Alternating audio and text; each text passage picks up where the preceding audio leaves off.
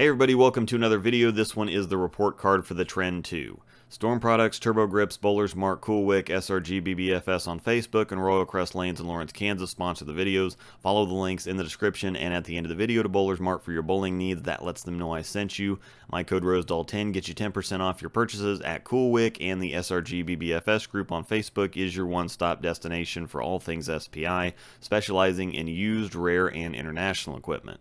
The Trend 2 is Belmo ball number 5, and it features the Energy Hybrid cover at a 1500 grit factory polished surface and the piston LD core, which was modified from the original piston core from the ProMotion and Trend.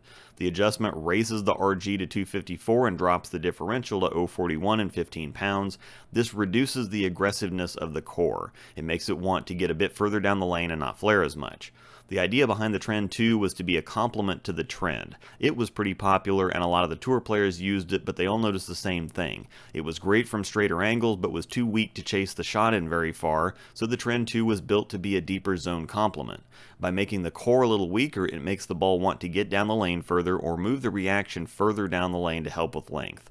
Energy Hybrid, however, is quite a bit stronger than R2S Pearl from the Trend. This still gives the ball some stability plus traction to get back from bigger angles. The total package gets easier length than the Trend, but winds up quicker further down the lane, which is what the point was. Since it came out, results have been mixed. The buzz seems to have been somewhat muted by some of the more recent releases and announcements that have been popular. Now, that doesn't have anything to do with the Trend 2 performing as advertised. It's exactly what they say it is. There was some big success early, especially out of the big rev high speed crowd, because it allows them to get a handful, or 2 hands full as the case may be, at the bottom without worrying about the ball digging in or revving up too early and then giving up down lane. The T2 is sharp enough to give the lower rev crowd a bit of pop, but balanced enough to keep it controllable for bigger revs. Higher speeds and bigger rev rates will probably want to knock the shine off. That'll make it more consistent, but with the shine on, it's got enough length and pop for the lower rev and slower speed crowd to see good results with it too.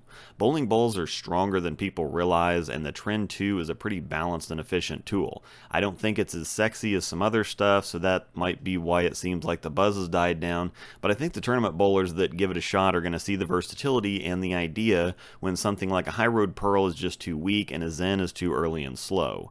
For us, Angel prefers her high road, and I need stuff to wind up sooner and be smoother down lane, so it fits for her, but she has better looks, and I just don't ever see a situation where something like this would be useful for me.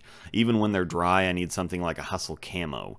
Now, despite it not fitting for either of us, I think it's an amazing look for the high speed and high rev crowd at about 3,000 grit. Those that have it will understand.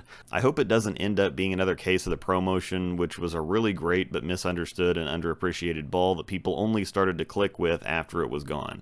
Thanks for watching, and may the strikes be with you.